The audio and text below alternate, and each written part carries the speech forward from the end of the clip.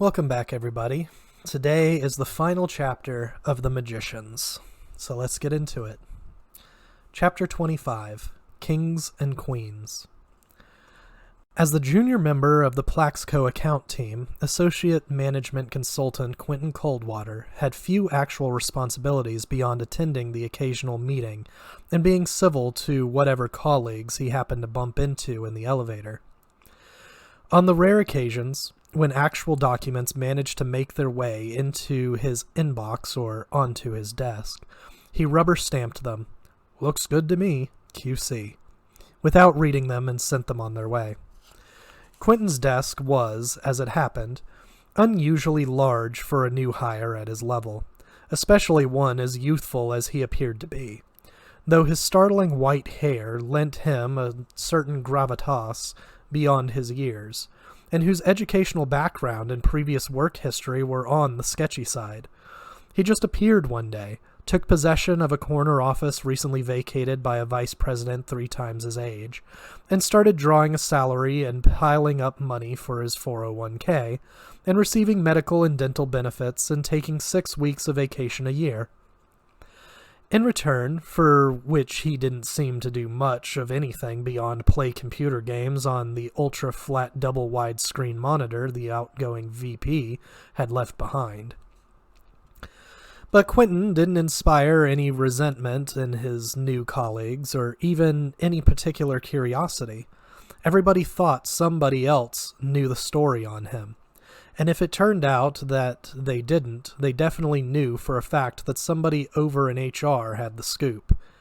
And anyway, supposedly he'd been a superstar at some high-flying European school, fluent in all kinds of languages.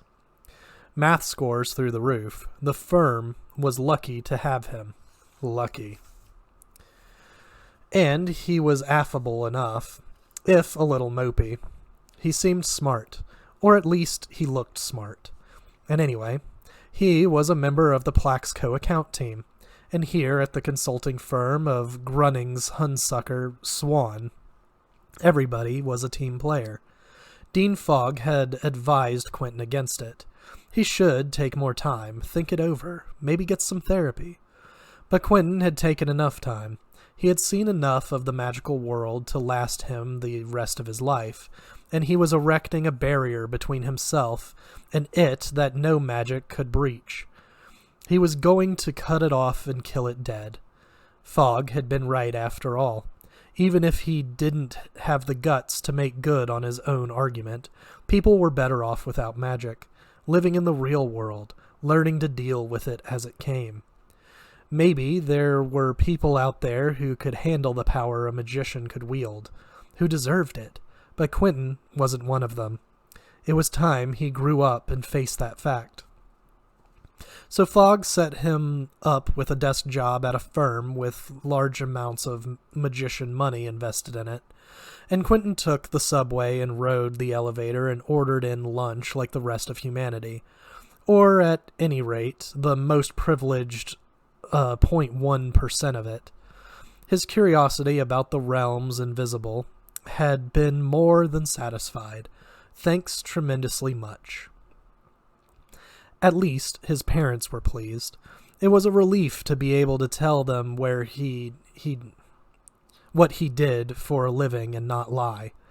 Grunning's Hunsucker Swan was absolutely everything Quentin had hoped it would be, which was as close to nothing at all as he could get and still be alive. His office was calm and quiet, with climate control and tinted floor-to-ceiling windows. Office supplies were abundant and top-notch. He was given all the balance sheets and organization charts and business plans to review that he could possibly have wanted. To be honest, Quentin felt superior to anybody who still messed around with magic. They could delude themselves if they liked, those self-indulgent magical mandarins. But he'd outgrown that stuff. He wasn't a magician anymore. He was a man, and a man took responsibility for his actions. He was out here working the hard, flinty bedrock face of it all. Fillory? He'd been there and done that. and it hadn't done him or anybody else any good. He was damn lucky he got out alive. Every morning, Quentin put on a suit and stood on an old elevated subway platform in Brooklyn, raw cement stained with rust by the bits of iron rebar poking out of it. From the uptown end, he could just barely see the tiny, hazy, Argenius spike of the Statue of Liberty out in the bay. In the summertime, the thick wooden ties sweated aromatic beads of liquid black tar. Invisible signals caused the tracks to shift and shunt the trains left and right, as if, but not actually, directed by unseen hands. Nearby, unidentifiable birds swirled in endless cyclonic circles above a poorly maintained dumpster. Every morning when the train arrived, it was full of young Russian women riding from Brighton Beach, 3/4 asleep, swaying in unison to the rocking of the car. Their lustrous dark hair dyed a hideous, unconvincing blonde. In the marble lobby of the building where Quentin worked, elevators ingested pods of commuters and then spat them out on their respective floors. When he left work every day at 5, the entire sequence repeated itself in reverse. As for his weekends, there was no end to the multifarious, meaningless entertainments and distractions with which the real world supplied Quentin. Video games, internet porn, people talking on their cell phones in bodegas about their stepmother's medical conditions, weightless supermarket plastic bags snagged in leafless trees, old men sitting on their stoops with no shirts on, the oversized windshield wipers on blue and white city buses, slinging huge gouts of rainwater back and forth, back and forth, back and forth. It was all he had left, and it would have to be enough. As a magician, he had been among the world's silent royalty, but he had abdicated his throne. He had doffed his crown and left it lying there for the next sucker to put on. Le roi est mort. It was a kind of enchantment in itself, this new life of his. The ultimate enchantment. The enchantment to end all enchantments forever. One day, having leveled up 3 different characters in 3 different computer games and run through every website he could plausibly and even implausibly want to surf, Quentin noticed that his Outlook calendar was telling him that he was supposed to be at a meeting. It had started half an hour ago, and it was on a fairly remote floor of GHS's corporate monolith, necessitating the use of a different elevator bank. But throwing caution to the wind, he decided to attend.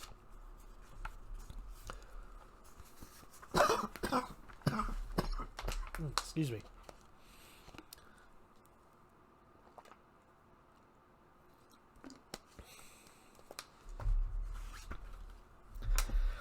The purpose of this particular meeting, Quentin gathered from some hastily harvested context clues, was a joint post-mortem of the Plaxco restructuring, which had apparently been triumphantly wrapped up some weeks earlier. Excuse me. We're going to switch gears here.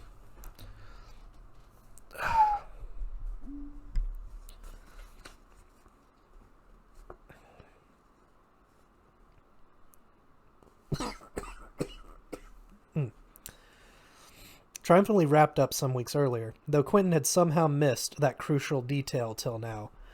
Also, on the agenda was a new related project, just kicking off, to be conducted by another team consisting of people Quentin had never met before. Excuse me. Goodness. He found himself sneaking glances at one of them. It was hard to say what stood out about her, except that she was the only person besides Quentin who never spoke once during the entire meeting. She was some years older than him and not notably attractive or unattractive, sharp nose, thin mouth, chin-length, mousy brown hair, with an air of powerful intelligence held in check by boredom. He wasn't sure how he knew. Maybe it was her fingers, which had a familiar muscular, overdeveloped look. Maybe it was her features, which had a mask-like quality. But there was no question what she was. She was another one like him, a former break-billion, in deep cover in the real world. The thick Plottins. Quentin buttonholed a colleague afterward, Dan, Don, Dean, one of those, and found out her name. It was Emily Greenstreet, the one and only and infamous, the girl Alice's brother had died for. Quentin's hands shook as he pressed the elevator buttons. He informed his assistant that he would be taking the rest of the afternoon off, maybe the rest of the week, too. But it was too late. Emily Greenstreet must have spotted him, too. Maybe it really was the fingers, because before the day was over, he had an email from her. The next morning, she left him a voicemail and attempted to remotely insert a lunch date into his Outlook calendar. When he got online, she IM'd him relentlessly, and finally, having gotten his cell phone number off the company's emergency contact list, she texted him. Why postpone the inevitable? Why not, he thought. But he knew she was right. He didn't really have a choice. If she wanted to find him, then sooner or later she would. With a sense of defeat, he clicked accept on the lunch invitation. They met the following week at a grandly expensive old-school French restaurant that had been beloved of GHS executives since time immemorial. It wasn't as bad as he thought. She was a fast-talking woman, so skinny and with such erect posture that she looked brittle. Seated across from each other, almost alone in a hushed circle of cream tablecloths and glassware and heavy, clinking silverware, they gossiped about work. He hardly knew enough of the names to keep up, but she talked enough for both of them. She told him about her life, nice apartment, Upper East Side, roof deck, cats. They found that they had a funny kind of black humor in common. In different ways, they had both discovered the same truth, that to live out childhood fantasies as a grown-up was to court and wed the bed of disaster.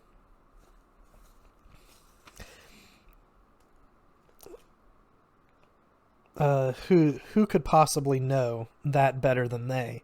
The man who watched Alice die, and the woman who essentially killed Alice's brother. When he looked at her, he saw himself 8 years down the line. It didn't look all that bad. And she liked a drink or five, so they had that in common too. Martini glasses, wine bottles, and whiskey tumblers piled up between them, a miniature metropolis of vari-colored glasses, while their cell phones and Blackberries plaintively, futilely tried to attract their attention. So tell me, Emily Greenstreet said, when they'd both imbibed enough to create an illusion of a comfortable, long-standing intimacy between them. Do you miss it, doing magic? I can honestly say I never think about it, he said. Why? Do you? Miss it or think about it? She rolled a lock of her mousy chin-length hair between two fingers. Of course I do. Both. Are you ever sorry you left Breakbills? She shook her head sharply. The only thing I regret is not leaving that place sooner. She leaned forward, suddenly animated. Just thinking about that place now gives me the howling fantods. They're just kids, Quentin, with all that power. What happened to Charlie and me could happen again to any one of them, any day, any minute. Or worse, much worse. It's amazing that place is still standing.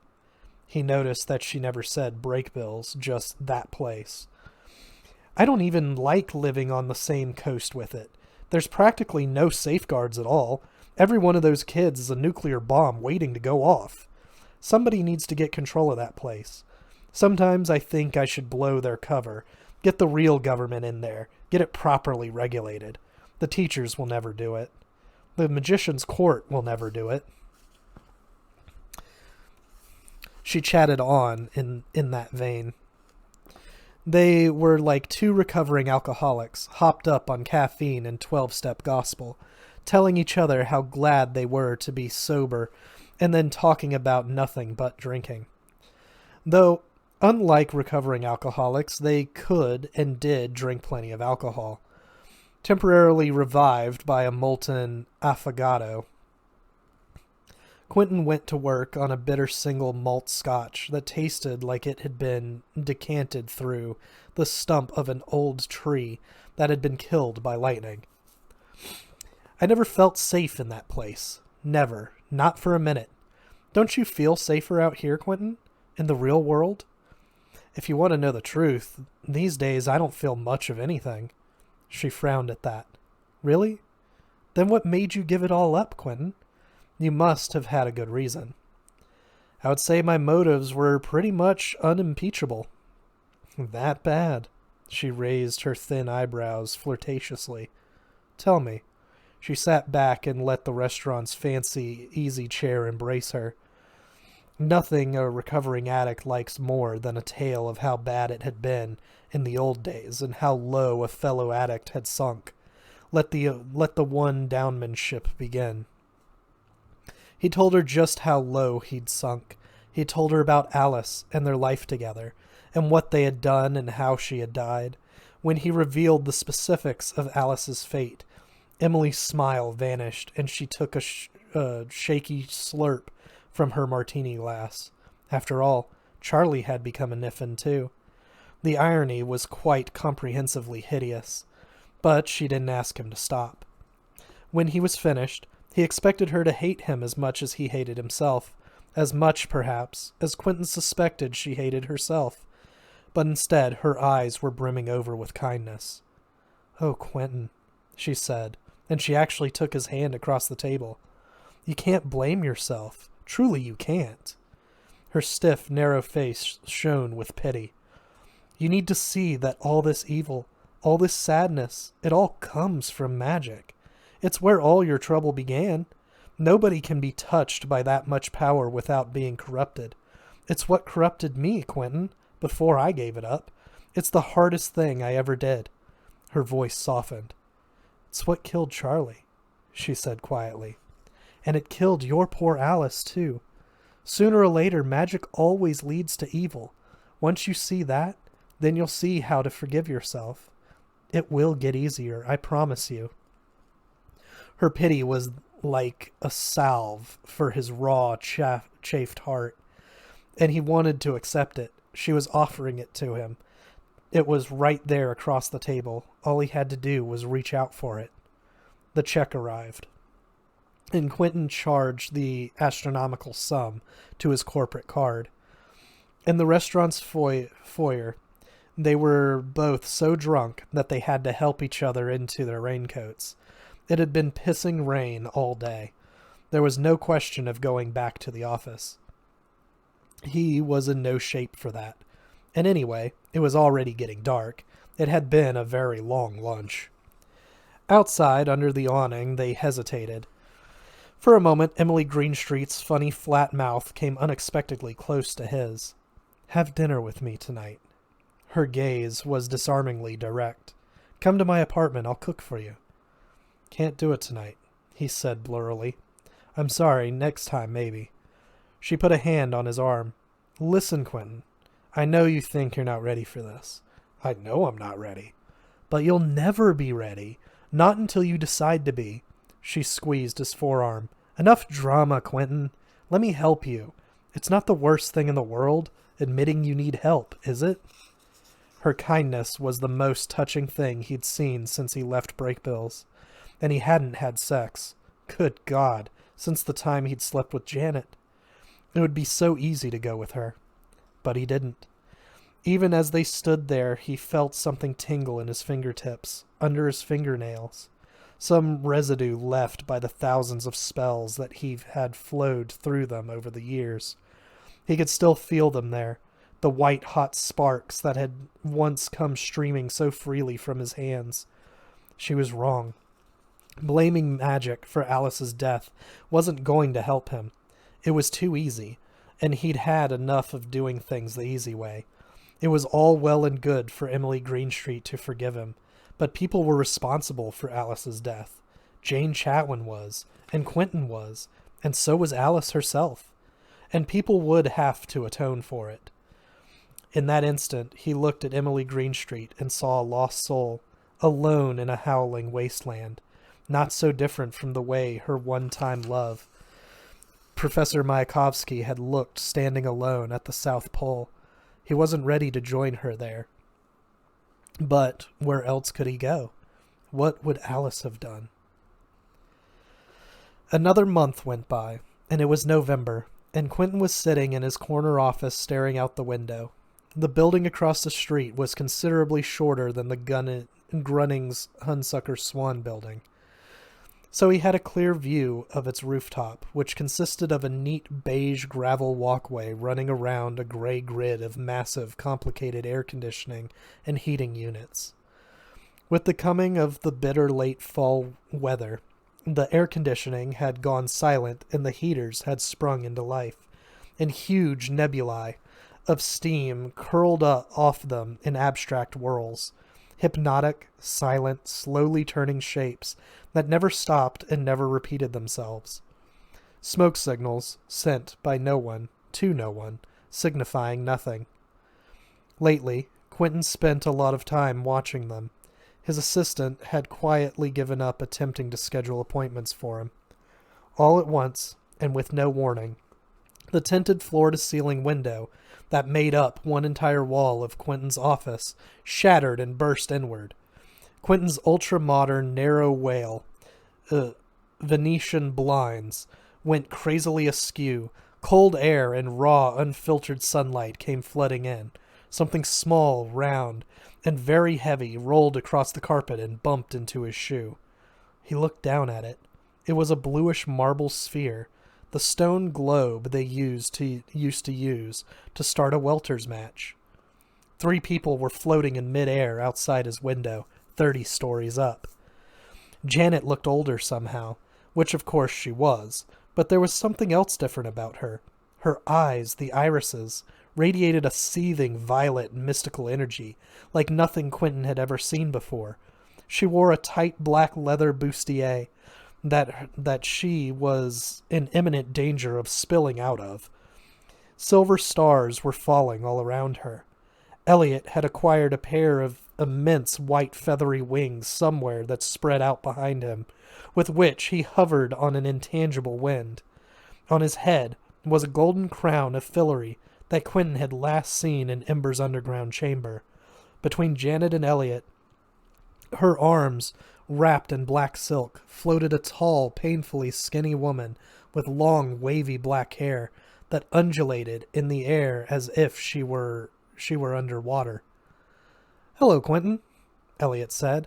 "Hi," Janet said. The other woman didn't say anything. Neither did Quentin. "We're going back to Fillory," Janet said. "And we need another king. 2 kings, 2 queens. You can't hide forever, Quentin. Come with us." With the tinted window gone and the afternoon sunlight pouring into his office, Quentin couldn't read his monitor anymore. The climate control was howling and trying to fight off the cold air. Somewhere in the building, an alarm went off. "It could work this time," Elliot said, "with Martin gone. And besides, we never figured out what your discipline was. Doesn't that bother you?" Quentin stared at them. It was a few seconds before he found his voice. "What about Josh?" he croaked. "Go ask him." "He's got another project." Janet rolled her eyes. "He thinks he can use the Netherlands to get to Middle-earth. He honestly believes he's going to bone an elf." "I thought about being a queen," Elliot added. "Turns out they're very open-minded about that kind of thing in Fillory, but at the end of the day, rules is rules." Quentin put down his coffee. It had been a long time since he'd experienced any emotion at all other than sadness and shame and numbness. So long that for a moment he didn't understand what was happening inside him. In spite of himself, he felt sensation coming back to some part of him that he'd thought was dead forever. It hurt, but at the same time he wanted more of it. "Why are you doing this?" Quentin asked slowly, carefully. He needed to be clear. "After what happened to Alice? Why would you go back there? And why would you want me with you? You're only going to make it worse." "What? Worse than this?" Elliot asked. He tilted his chin to indicate Quentin's office. "We all knew what we were doing," Janet said. "You knew it. We knew it. Alice certainly knew it. We made our choices, Q. And what's going to happen? Your hair's already white. You can't look any weirder than you already do." Quentin swiveled around to face them in his ergonomic desk chair. His heart felt like it was burning with relief and regret, the emotions melting and running together and turning into bright, hot white light. "The thing is," he said, "I'd hate to cut it out right before bonus season." "Come on, Quentin. It's over. You've done your time." Janet's smile had a warmth in it that he'd never seen before, or maybe he'd just never noticed it. "Everybody's forgiven you, but you. And you are so far behind us." "You might be surprised about that." Quentin picked up the blue stone ball and studied it. "So," he said, "I'm gone for 5 minutes and you have to bring in a hedge witch?" Elliot shrugged. "She's got chops." "Fuck you," said Julia. Quentin sighed. He unkinked his neck and stood up. "Do you really have to break my window?" "No," Elliot said. "Not really." Quentin walked to the floor's edge. Sprays of smashed window glass crunched on the carpet under his fancy leather shoes. He ducked under the broken blinds. It was a long way down. He hadn't done this for a while. Loosening his tie with one hand, Quentin stepped out into the cold, clear winter air and flew. And that's the end. So next week we get to start a new book. We are going to be doing Mass Effect Revelation, because on the gaming channel we're not doing a Mass Effect this year. Usually we would have it come out. I decided that I'm probably just going to do the books during those usual times until Mass Effect 4 comes out, or until we decide to get into Mass Effect Andromeda. So next week, look forward to Mass Effect Revelation, and we'll see you guys there.